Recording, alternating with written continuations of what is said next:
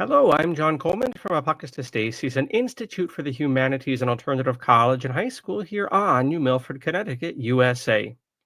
This broadcast is the October 18th, 2025 edition of News with the Fetz, with myself, indeed, and with Dr. James Fetzer. And we're going to run down the news and all sorts of topics which aren't covered as much as they ought to be.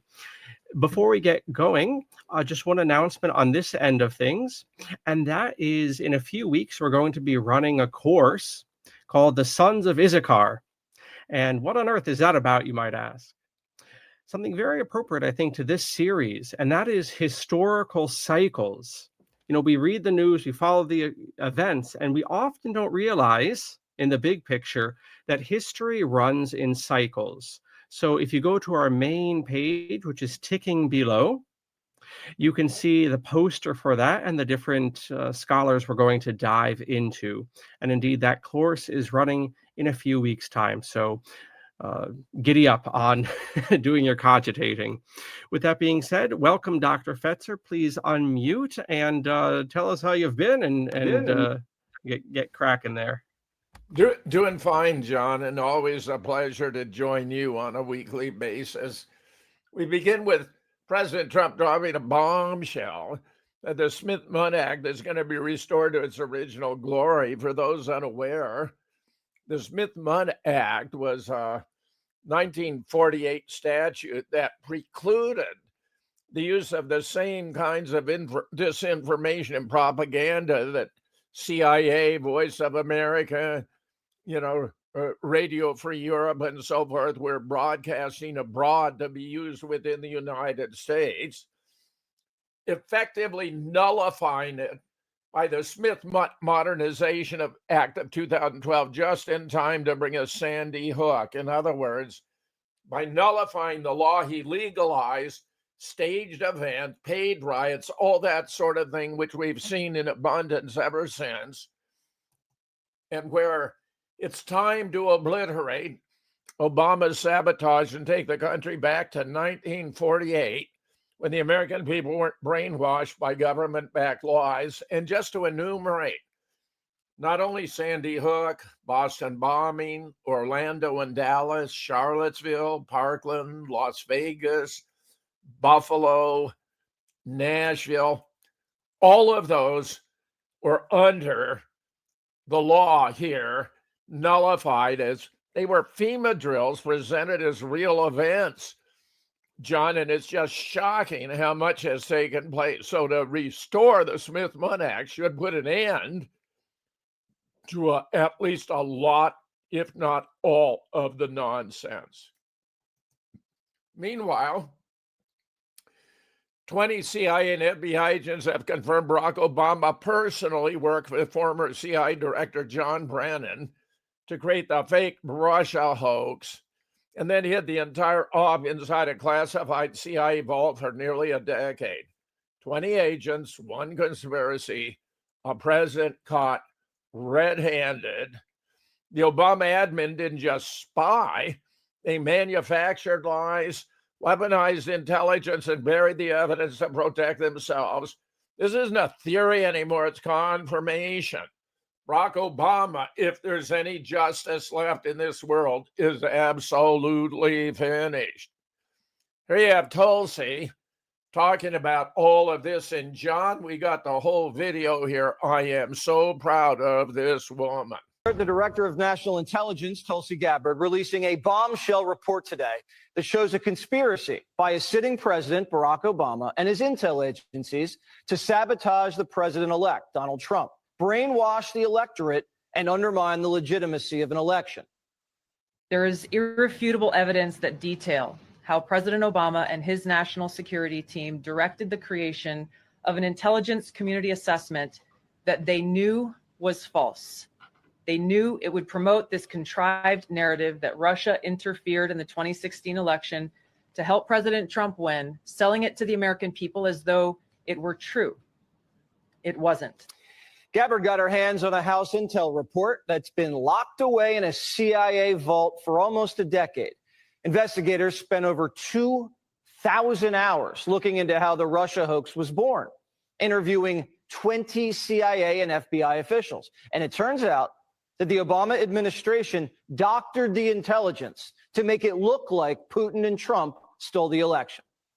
A month after Trump beat Hillary, Barack Obama wasn't satisfied with his intelligence reporting and ordered his CIA director to create a new assessment of how Russia interfered with the election. This was a highly unusual move. John Brennan handpicked 5 CIA analysts to write the assessment, and they were siloed. None of them knew what the other was doing. And only one analyst was in charge of drafting this report. There was nothing routine about this, and it was a rush job to publish before Trump was sworn in. Nothing was coordinated with the other intelligence agencies either. Basically, this was home cooking for Barack Obama.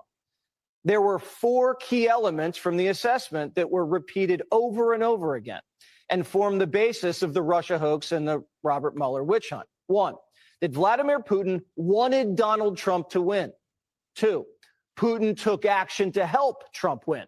3, the Russians had blackmail on Trump. That was the Steele dossier. And 4, that the Russians tried colluding with the Trump campaign. None of any of this was ever true. There was no reliable intelligence to support any of these allegations. Senior CIA officials repeatedly refused to traffic in these allegations, but they were repeatedly overruled by CIA Director Brennan and FBI Director Comey, who insisted that they be pushed, even without verifiable evidence. The Obama administration cherry-picked the intelligence, lied about their sources, misquoted sources, didn't corroborate their claims, suppressed intelligence that ran counter to their narratives, and even used anonymous internet postings. Rank and file CIA admitted what they were doing violated their own tradecraft standards. There was a massive pressure campaign that came right from the top. CIA analysts say they received unusual directives from political appointees, the CIA director, and Obama himself. This is how the Russia hoax was born. Donald Trump knows that the Russians helped him win in 2016. Putin hated Secretary Clinton so much that the flip side of that coin was he had a clear preference for the person running against the person he hated so much. It was Russia in a very systematic way and tried to interfere in the election and to try to advance the prospects of Donald Trump being elected. This was such a malicious disinformation campaign perpetrated on the American people that at one point, 60% of Democrats believed the Russians hacked our voting machines to help Trump win the White House. What this report actually shows is that the Russians just wanted to create chaos and undermine Americans' faith in democracy. Solid intelligence suggested that Vladimir Putin didn't care who won. He had no preference. But like most people, expected Hillary to win and had a little docket of compromising dirt on her, dirt that he never released. Now, if Putin wanted Trump to win, why didn't Putin drop the dirt? There were high-level DNC emails that detailed evidence of Hillary's, quote, psycho-emotional problems, uncontrolled fits of anger, aggression, and cheerfulness, and that then Secretary Clinton was allegedly on a daily regimen of heavy tranquilizers. Then CIA Director Brennan and the intelligence community mischaracterized intelligence and relied on dubious substandard sources to create a contrived false narrative that Putin developed a quote-unquote clear preference for Trump. Now, if Clinton was on tranquilizers like the Russians believed, why didn't they leak it to help Trump win? How credible was the information about Hillary Clinton's power? All I have seen is what the intelligence committee have reported through their investigation. I think the underlying point there is that we understand from intelligence what Russia said that they had. And the important point here is that if they were trying to influence the election, as President Obama and James Clapper and John Brennan, everybody said they were doing in order to support Donald Trump's election, they would have released the most damning of that information. Obama and his spy chiefs knew that Putin didn't prefer Trump over Hillary, but they cooked the intelligence to make it look like he did. Obama and his intel spies knew that Putin didn't collude with Trump and that he didn't even direct his people to help Trump win. but they put it out there anyway. In a sense, Barack Obama did exactly what Putin wanted, undermined Americans' faith in free and fair elections and caused chaos in our country. Barack Obama, the CIA, and the FBI were the ones doing what our enemy wanted. Do you believe that any of this new information implicates former President Obama in criminal behavior? We have referred and will continue to refer all of these documents to the Department of Justice and the FBI to investigate the criminal implications of this. For even former The President evidence, Obama? correct. The evidence that we have found and that we have released directly point to President Obama leading the manufacturing of this intelligence assessment. There are multiple pieces of evidence and intelligence that confirm that fact. Even 2 years later, after the election, Barack Obama was still pushing a hoax he knew wasn't true. And he knew it wasn't true because he helped manufacture it. They're undermining our alliances, cozying up to Russia. What happened to the Republican Party? They're cozying up to the former head of the KGB. Actively blocking legislation that would defend our elections from Russian attack. What happened? Now, I don't know if it's possible to indict a former president for actions he took while in office. I'm not a lawyer, proudly. But Brennan, Comey, and others may have severe liability. Trey Gowdy says we know for a fact that Brennan committed perjury when he lied to Congress. Director Brennan, do you know who commissioned the Steele dossier? I don't. You know if the Bureau ever relied on the Steele dossier as part of any court filings, applications? I have no awareness. Did the CIA rely on it? No. Why not? Because we didn't. It wasn't part of the corpus of intelligence information that we had. It was not in any way used as a basis for the intelligence community assessment that was done. It was not. No, that's a lie. Whatever happens to these guys is not revenge. It's accountability. And it's time for people to pay the price. John, this may be Jesse Waters' finest moment as a broadcaster. Certainly, Tulsi Gabbard has acquitted herself with great honor and distinction. Just bear in mind, Barack Obama is involved in both. Barack Obama is nullifying the Smith-Mundt Act so the government can support events that are going to promote its political agenda concerning gun control, for example. And here, he's undertaking efforts to sabotage the incoming administration because Hillary was upset that she lost and because Obama didn't want Trump to succeed. It's disgusting. All violations of his oath of office. Meanwhile, and get this, Project Veritas claims newly discovered texts and emails reveal that former Attorney General Bill Barr collaborated with Fulton County DA Fannie Willis on the RICO case targeting President Trump. I mean, Bill Barr was an Attorney General under Trump. This is so outrageous. These are major scumbags, John. I'm talking about Brennan, Comey, Hillary, Obama, Barr. They all deserve to be prosecuted to the maximum extent of the law. Meanwhile, if I can interject, just as one example of that, and if you could just mute Dr. Fetzer just because of the reverb. One example of the character of Barack Obama is very pertinent right as of our recording. Obama's relation, Odinga in Kenya, died this week. If anyone wants to know the quality or the lack thereof of Barack Obama, look what that man did in the Kenyan elections when he was state senator in Illinois, what he was doing with his family member Odinga, and the type of chaos that Barack Obama caused in Kenya. Anyway, I just wanted to put that in because Odinga did die this week, so it's topical. I remember in Kenya, John, they have a monument to the first Kenyan president of the United States, not realizing there cannot be a Kenyan president of the United States, but they have a monument.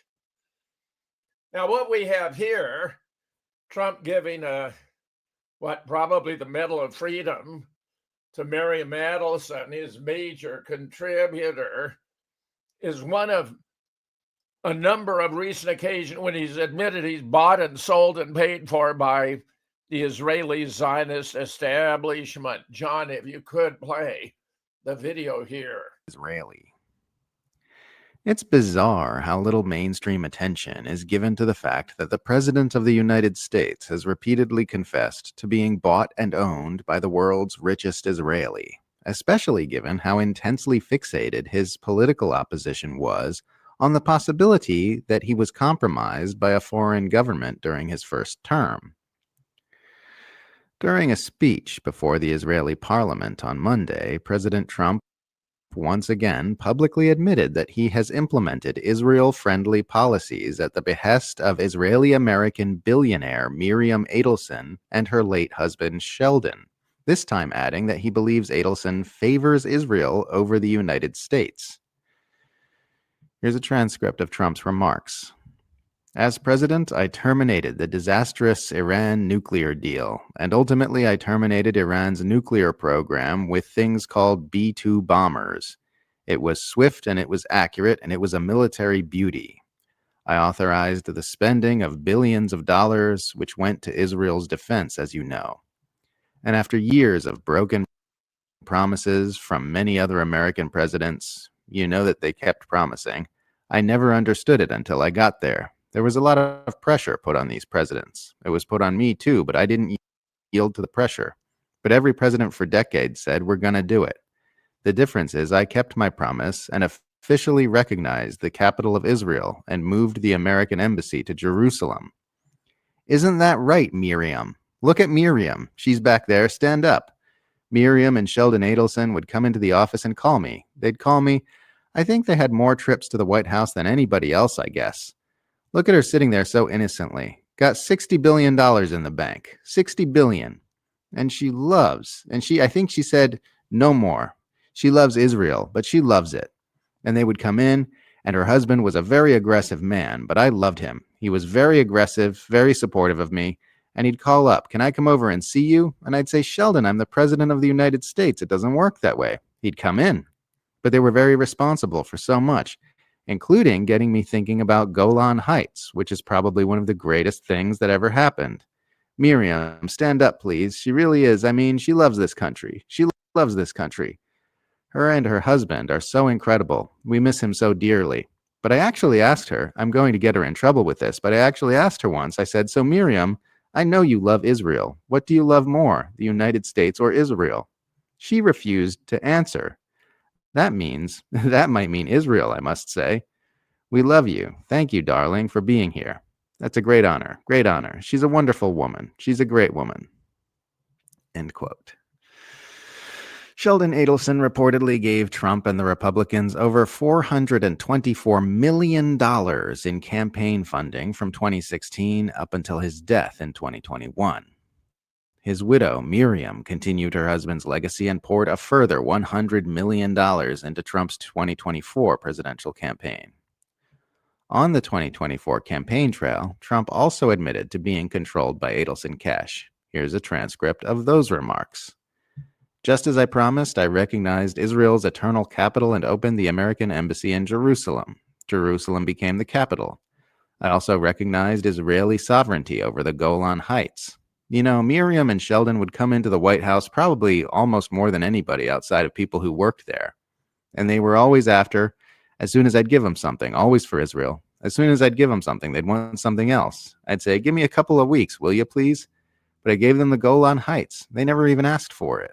You know, for 72 years, they've been trying to do the Golan Heights, right? And even Sheldon didn't have the nerve. But I said, you know what? I said to David Friedman, give me a quick lesson, like 5 minutes or less on the Golan Heights. And he did. And I said, let's do it. We got it done in about 15 minutes, right? End quote. Legitimizing Israel's illegal annexation of the Golan Heights and moving the U.S. Embassy from Tel Aviv to Jerusalem were two of the most controversial moves Trump made in Israel's favor during his first term, which have now been eclipsed by his backing the genocide in Gaza and his bombings of Iran and Yemen. And here he is, openly admitting that his billionaire Zionist mega donors have been using the access their donations bought them to push him to take drastic action in favor of Israel. Just imagine for a second if someone had leaked documents to the press proving that Trump had received extensive financial backing from a Russian oligarch to whom he doled out political favors of immense geopolitical consequence. It would be the biggest scandal in the history of American politics, bar none. But because it's an Israeli oligarch, he can admit it openly and repeatedly without anyone deny. John, we can cut it here. During Trump's first Absolutely perfect. Absolutely stunning, John, how Trump can make these open admissions and it has no cost to him politically, though I believe since attitudes toward Israel are changing, especially in the wake of the Charlie Cook faux shooting, which most of the world believes was done by Mossad on behalf of Israel, because Charlie was wandering off of the Zionist reservation. The outpouring of criticism of Israel has been overwhelming. Never in my lifetime have I witnessed anything remotely like it. And I believe these changes are going to be permanent. Even the Turning Point membership, part of the Z generation, favored Hamas over the IDF by 64% to 24%. Stunning stuff. The younger people seem to understand the nature of Middle Eastern politics far better than older Americans. Meanwhile, Caitlin Johnson writes about it. It's bizarre how little mainstream attention is given to the fact that presidents repeatedly confessed to being bought and owned by the world's richest Israeli, especially given how intensely fixated his political opposition was on the possibility he was compromised by a foreign government during his first term, the Russia hoax, of course, as we have observed. During a speech before the Israeli parliament Monday, the Knesset, President Trump once again publicly admitted he has implemented Israeli-friendly policies at the behest of Israeli-American billionaire Miriam Adelson and her late husband Sheldon, this time adding that he believes Miriam favors Israel over the United States. And since we've always heard him deliver these remarks, we'll pass over. But he's, of course, correct when he asks, who do you love more, the United States or Israel? And she refuses to answer. That might mean Israel, I must say. We love you. Thank you, darling, for being here. That's a great honor, great honor. She's a wonderful woman. She's a great woman. Not all of us share that opinion. Sheldon gave Trump over $424 million from 2014 to his death in 2021. And he admits, of course, to being controlled by Adelson cash, just as we've seen. Here he is, openly admitted. His billionaire Zionist mega donors have been using the access their donation brought them to push him to take dramatic action, drastic, in favor of Israel. This is super stuff. Here's Trump openly admitting to bending over backwards to give an Israeli oligarch whatever she wants because she gave his campaign huge sums of money while pouring weapons into Israel to facilitate its mass atrocities and engaging in acts of war on Israel's behalf, and it barely makes a blip in mainstream Western politics or media. Disgusting. I've said it before and I'll say it again. The only thing I like about Donald Trump is his infantile tendency to say the quiet part out loud.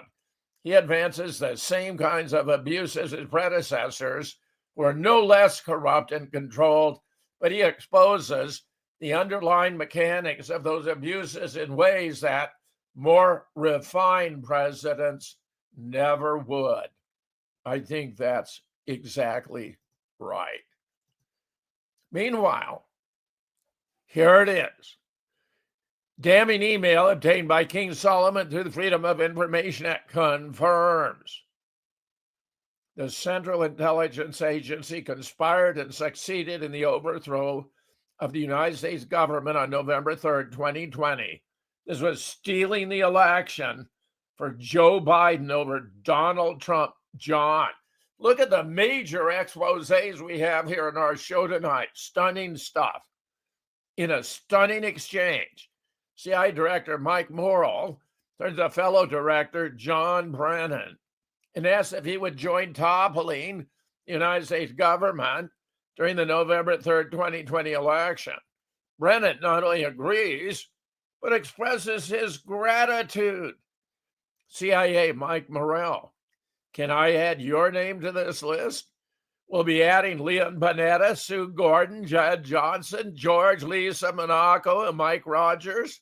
Working on adding Dean Coates, Mike Rogers, and Tom Bosser, and lots of other IC intelligence community career folk.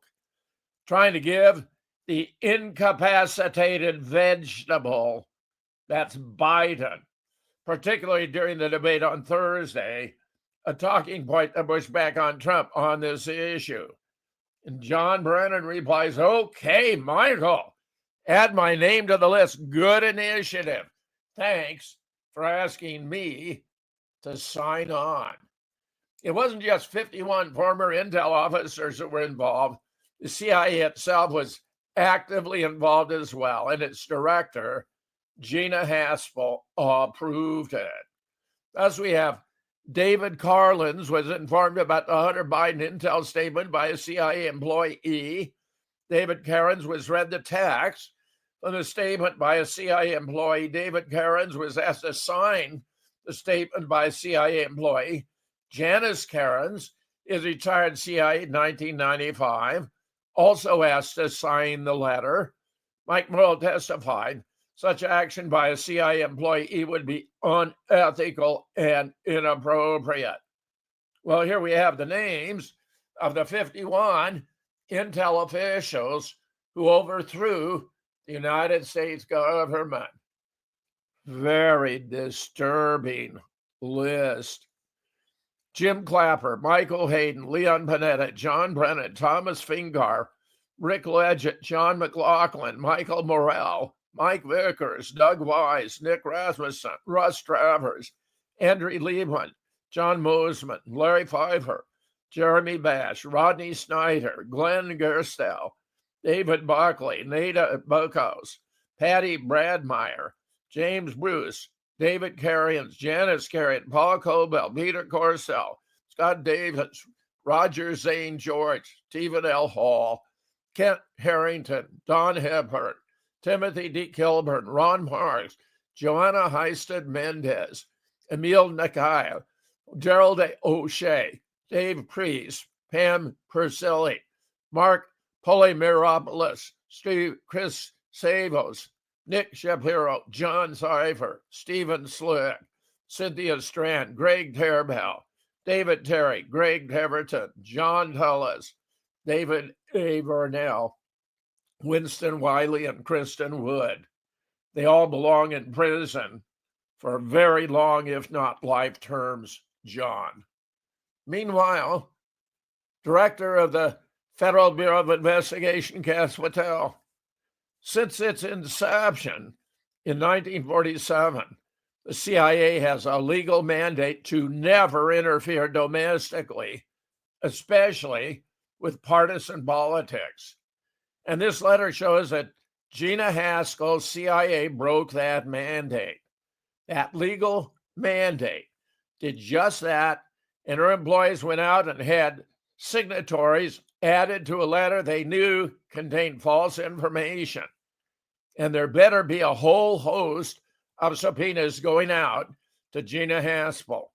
Her leadership team and every one of those people have now been on the email chain adding signatures to that letter. Meanwhile, something strange is happening in Malibu. After the Palisades fire leveled hundreds of homes, two billionaire brothers from New Zealand have been busy quietly buying up the ashes. They're now rebuilding Malibu with AI-designed houses built by robots in China for just $28 a square foot. For context, Malibu's average build cost is 2,000 feet per square feet. That's 99% cheaper and 100% suspicious. Designed in Italy, manufactured in China, shipped across the Pacific, foreign billionaires, foreign tech, foreign control. When AI homes start replacing American neighborhoods at 1% of the cost, you're not rebuilding, you're beta testing the future of human housing. Right there in Malibu. Here they are. Billionaire brothers from New Zealand are buying up Malibu Beach to build AI homes. Stunning stuff.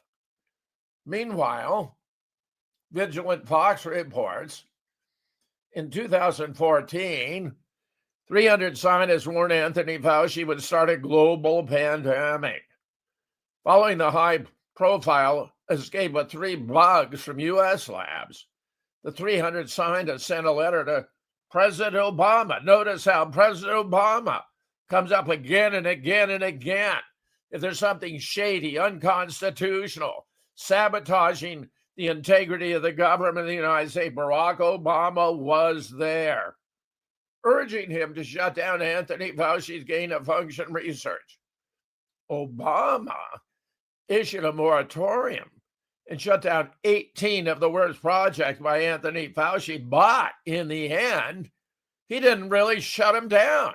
Instead, he moved them offshore to places like Ukraine, the former Soviet state of Georgia, and the Wuhan Institute of Virology in Wuhan, China. It's widely expected COVID-19 originated from that very lab in Wuhan, though, John, I think we now have even further evidence that actually DARPA, the Advanced Research Projects Agency, had a role here. Now Fauci's warning, we must be perpetually prepared because there will probably be another pandemic, and he knows it's coming because he's planned it. Here we have, during a PBS interview, Anthony Fauci said he's convinced there will be another pandemic. Meanwhile, South Korean cancer rates skyrocket among COVID-vaccinated people. South Korea has done a population-based retrospective study on cancer rates among people who took the experimental COVID mRNA vax. They compared vaccinated people, boosted people, and unvaccinated people dating back to 2021 and tracked the results. Everyone who ever took a COVID shot should be concerned, I would say, more than mildly about the results. The scientists found a 27% overall increased likelihood of a person developing cancer after a COVID jab compared to those who wisely skipped out on the shots. Some of the numbers are incredibly shocking. Vaccinated men now have a 69% higher risk of developing prostate cancer than the unvaccinated. There's a 53% higher risk of a vaccinated person developing lung cancer even if they never smoked a single cigarette. The results are too statistically significant to be ignored. The risk of breast cancer, 20% higher among vaccinated women compared to the unvaccinated population of South Korean women. Rates for stomach cancer, thyroid cancer, colorectal cancer are even worse than that. So, for COVID vaccine worshippers, what's the logical explanation for this?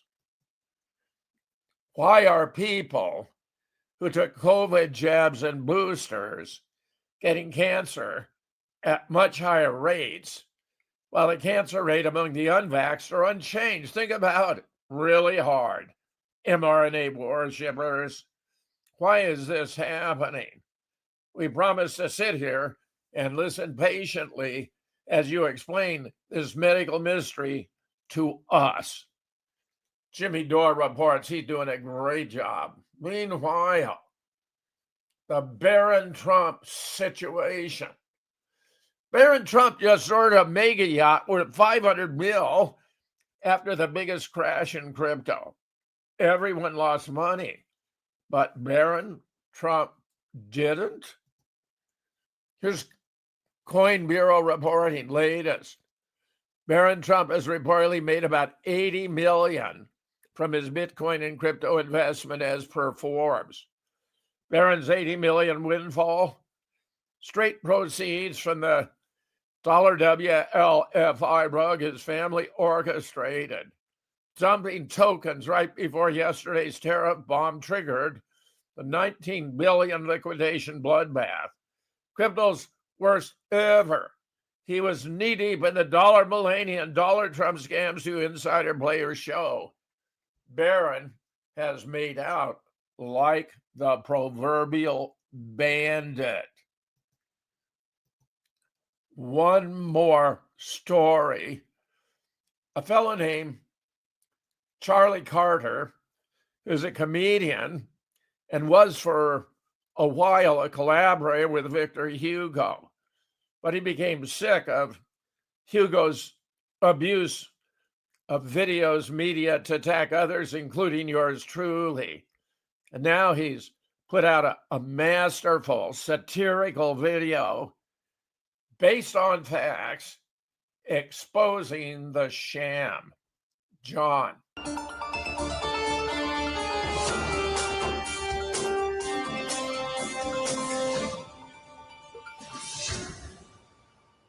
In the fall of 2024, 54-year-old Victor Hugo Vaca decides he's ready for yet another career change. During the pandemic, he had shifted back to his original con, being an artist.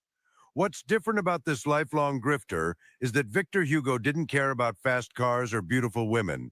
He didn't even need the money. The only motivation, making others' lives hell. He's got an extensive criminal background, which is generally something that's, makes it pretty difficult to travel to many countries. But we were able to get Victor into the Republic of Georgia because they, just like every country in the world, owe us money. Victor, by far, has been the worst asset we've ever had, and we're hoping to eliminate him very soon. Victor discovered that BitChute and Rumble had become the epicenter for the growing alternative news community as legacy platforms like YouTube and Twitter were becoming censored. His basic premise was to present himself as a Christian and truth seeker. All he needed to do was get platformed, and his psychopathic personality would do the rest. I had already cornered the market on the gullible QAnon people and was personally responsible for nearly 300 arrests. With January 6th behind us, Bibi thought it was time to play the JC card. I had gotten pretty good with Bible verses and such, but I was losing the hate the Jews crowd. In the meantime, Victor and I decided to team up. Israel set Hugo up with an apartment and BitChute account with 5,500 followers. He used his Israeli connections to get platformed on radio shows like Alex Jones' InfoWars. Using this tiny bit of credibility, Victor was able to infiltrate the truther community, leveraging each channel to get onto another channel. I should have known when some hotshot walks into my office calling himself the Maverick Artist. I asked, where did you get this name? You self-glossed yourself. You gave yourself the nickname. That's not how it works. Go, you fucking idiot. You have them all united, not divided. If it wasn't for your father, one of the greatest Jewish men I know, you'd be reporting from a hospital in Gaza that we would accidentally strike several times. Victor's job was simple: to attack, agitate, and divide. Through his Israeli handlers, Hugo was introduced to the Dollar Vigilante, a small-time scheme in Mexico doing crypto pump and dumps and selling fake medical devices run by Canadian Jeff Berwick. It was through this new connection Hugo was handed his first assignment, PhD James H. Fetzer. Sandy Hook Promise, an organization created by the Sandy Hook's families, is believed to be targeting Fetzer and to have hired Hugo through Berwick to defame and discredit him. Through Berwick's network, Victor was assigned a handler calling themselves Jana V. Tracy. It was discovered soon after to be an impersonation of a college professor's account. Jane is actually Miranda Webb, sometimes using the alias Lily Forrester. Webb is a fugitive from the law after being sentenced to 20-plus years in prison and fleeing to Mexico. She is the creator of all of Victor's defamatory, pornographic, and abusive thumbnails. As it's widely known, Victor doesn't understand computers. He only understands lying.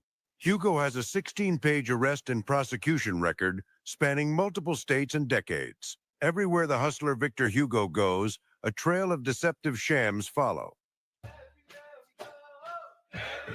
To truly understand this despicable human being, we had one of the world's foremost authorities on psychopathy, Chase Hughes, profile Victor Hugo.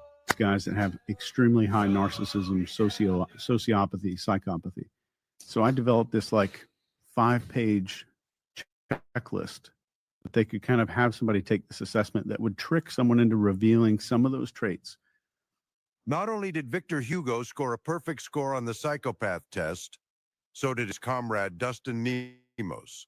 I believe one of the only times in Victor's life he couldn't lie his way through it was his expulsion from the Naval Academy. He still lies to this day about his DD-214 and veteran status. He was an entry-level separation and still, 40 years later, can't admit it. He's clearly showing symptoms of narcissism, sociopathy, and psychopathy. As of October 17, 2025, Victor Hugo is still alive, however. His health has taken a turn for the worse, and he's coined the nickname Victor Mugo, like a cow, because of how fat he is and his last name. This is the maverick artist Victor Hugo reporting modern art gonzo journalism for the modern art music movement.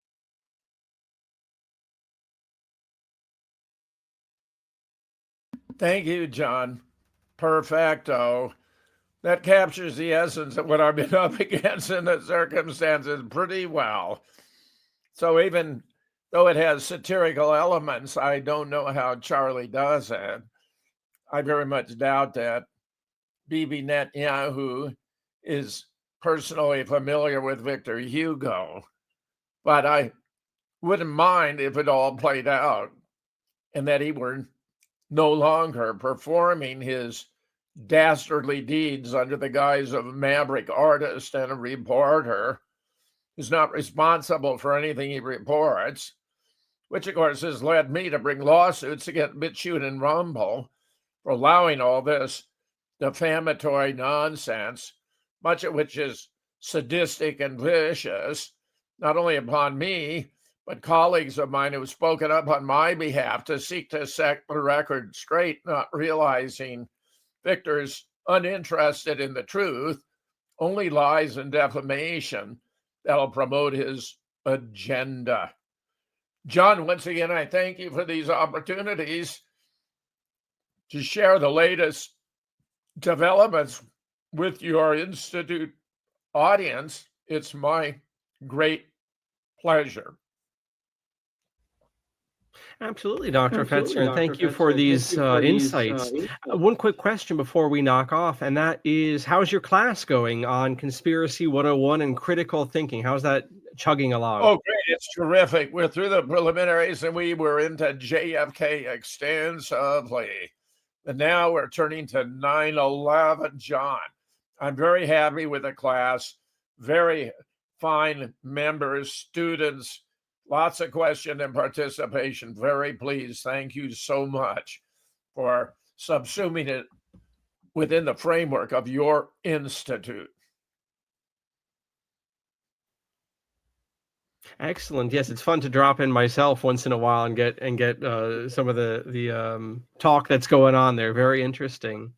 And for everyone, I encourage you to check out Dr. Fetzer's site. Right here, you see jameshfetzer.org. That's the main one. If you're interested in Dr. Fetzer's books, there's moonrockbooks.com. Those are down below in the description.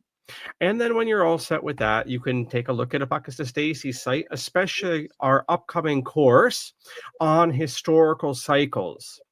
And I think those of you who are interested in the news and current events will be interested in that, because you can plug in the quotidian events into larger frameworks. And people have noticed this for hundreds of thousands of years. So that poster is on our site, listing out the course there. With all of that being seen, to the audience, thank you for your attention, and especially to Dr. Fetzer, thank you for your insights today. My pleasure, John. Thank you.